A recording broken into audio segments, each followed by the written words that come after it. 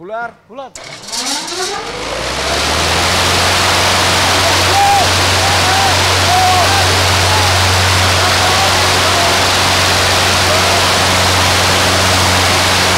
প্রেম শপথ ছবিটার গল্প হচ্ছে ফুল রোমান্টিক অ্যাকশন মুভি। কেউ বুঝতে পারবে না যে সিনেমার গল্প কি।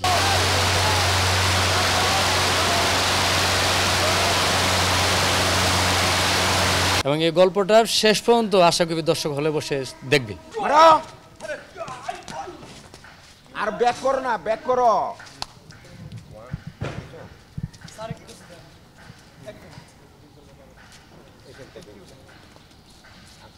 সবাইকে আসসালামু আলাইকুম। আজকে নতুন সিনেমার শুটিং করতেছি। সিনেমাটার নাম হচ্ছে প্রেম শপথ। তো নামটা শুনেই বুঝতে পারছেন যে ছবিটার গল্প কেমন হতে পারে। ছবিটার গল্প হচ্ছে ফুল রোমান্টিক অ্যাকশন মুভি এবং এটা এমন একটা গল্প যে সিনেমাটার শুরু থেকে ইন্টারভেল মানে বিরতি পর্যন্ত কেউ বুঝতে পারবে না যে সিনেমার গল্প কী।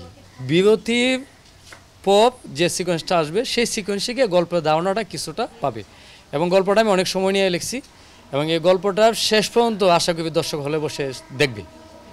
এবং আমি সবসময় চেষ্টা করি, আপনারা জানেন যে এর মধ্যে আমি 2015 সালে একটা সিনেমা শুরু করেছিলাম। দুর্ভাগ্যবশত আমি সিনেমাটা শেষ করতে পারিনি। এখন আবার মাঝখানে একটা গ্যাপ ছিল। গ্যাপের অনেকগুলো কারণ। তার কারণ হচ্ছে আমাদের অনেক শিল্পী সংকট। আমরা যখন একটা সিনেমা বানাতে যাই আমরা প্রথম নায়ক নায়িকাকে আগে প্রায়োরিটি দিই, সেই সাথে কো আর্টিস্টগুলো যারা সিনিয়র আর্টিস্টগুলো মা বাবা চরিত্র বা ভিলেন চরিত্র কাজ করেন তাদেরকেও আমরা প্রায়োরিটি দিই। এখন বিষয় হচ্ছে আমাদের আর্টিস্ট অনেক সংকট, আমরা আর্টিস্ট পাই না বললেই চলে। বিশেষ করে ছেলে যেমন কম, মেয়েদের সংখ্যাও অনেক কম। আমি কয়েকজনের সাথে বসছি, আমার যেটা মনে হলো তাদের কাজের প্রতি আমার যেটা মনে হচ্ছে তাদের সাথে কথা বলার পর তাদের কাজের প্রতি তেমন কোনো আগ্রহ হয়নি। হ্যাঁ, এখন আসলে তারা কেন এখানে ইন্ডাস্ট্রিতে আসে, ইন্ডাস্ট্রির সাইনবোর্ড লাগায়, এটা আমার বোধগম্য না। এখন শুধু আমি না, আমার মতো অনেকেই আর্টিস্ট সংকটের কারণে চলচ্চিত্র নির্মাণ করতে পারছেন না, যার কারণে আমাদের চলচ্চিত্র নির্মাণ সংখ্যা অনেক কমে গেছে। তো আমি একটা জুটি নিয়ে শুরু করছি।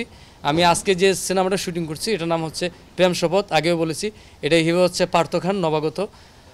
তা পার্থ খানকে তো আপনারা দেখতেই পাচ্ছেন শুটিং ভিডিওতে বা আনকাট ভিডিওতে দেখতে পাচ্ছেন। আজকে ফাইট ডিরেকশন দিচ্ছেন বাংলাদেশ চলচ্চিত্র পরিচালক সমিতি এবং শিল্পী সমিতির, আমাদের প্রযোজক সমিতির, সব কিছু মিলিয়ে আমাদের শ্রদ্ধেভাজন আমাদের একজন ব্যবসায়িক এবং সফল চলচ্চিত্র নির্মাতা। সেই সাথে আমি সফল একজন ফাইট ডিরেক্টর বলবো বা অ্যাকশন ডিরেক্টর বলবো, সেটা হচ্ছে আমাদের শ্রদ্ধেয় আমান ভাই। উনি আমাদের সাথে কাজ করতেছে, এটা আমার জন্য অনেক বড়। আমি স্যারের সুস্থতা এবং দীর্ঘ জীবন কামনা করি। আমার গল্প অনুসারে এখানে 15 থেকে 16 জন চলচ্চিত্রের সিনিয়র শিল্পী কাজ করবেন ইনশাল্লাহ। এটা আমার তারা যদি করে এবং আমি যদি তাদের শিডিউল পাই। আমি সিনেমার দর্শকদের উদ্দেশ্যে কিছু কথা বলতে চাই। সেই কথাগুলো হচ্ছে আমরা বাঙালি জাতি, আমরা বাংলা সিনেমাকে ভালোবাসি, বাংলা সিনেমাকে আগে ভালোবাসতে হবে, এটাই আমাদের কথা। এখন কথা হচ্ছে অনেকেই বিভিন্ন দেশের সিনেমার সাথে আলোচনা করি, আমরা সমালোচনা করি। বিশেষ করে ফেসবুকে কিছু গ্রুপ আছে, চলচ্চিত্র গ্রুপ আছে। আসলে এই গ্রুপগুলা কারা চালায় সেটা আমি জানি না। এই বিষয়ে আমার কিছু বলার দরকার, আমি অনেকদিন ধরে বলতেছি। এই গ্রুপগুলোতে যারা সিনেমা রিলিজের সময় টাকা দেয় সেই সিনেমাগুলো প্রশংসা করা হয় এবং এখানে গুটি কয়েক ব্যক্তি আছে, আমি ইন্ডাস্ট্রির নাম বলবো না, শুধুমাত্র তাদের সমালোচনা করা হয়। তারা যতই খারাপ কিছু করুক তাদের সমালোচনা করা হয়। কারণ আসলে তাদেরকে কেউ বেতন দিয়ে রাখছে কিনা সেটা আমি জানি না। তাদের উদ্দেশ্যে আমি বলতে চাই, ইন্ডাস্ট্রি হচ্ছে আমাদের স্বভাব। আমাদের উচিত প্রত্যেকটা সিনেমার পজিটিভ নেগেটিভ তুলে দেওয়া।